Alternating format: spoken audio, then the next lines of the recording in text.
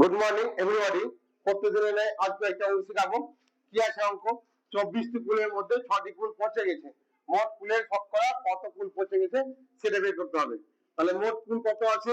মোট কুল সমান হচ্ছে 24টি, পচে গেছে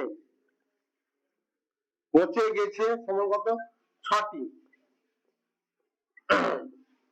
তাহলে অতএব শতকরা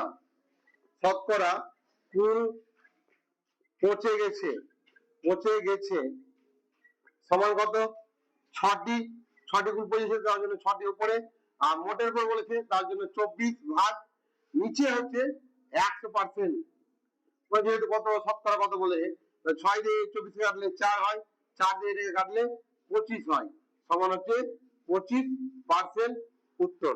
অতএব শতকরা কুল পচে গেছে সমান হচ্ছে 25%। এই হয়ে গেল আমার উত্তর। আমার অঙ্কটি যদি ভালো লাগে অবশ্যই লাইক কমেন্ট শেয়ার করে দেবেন। সকলকে অসংখ্য ধন্যবাদ। Thank you.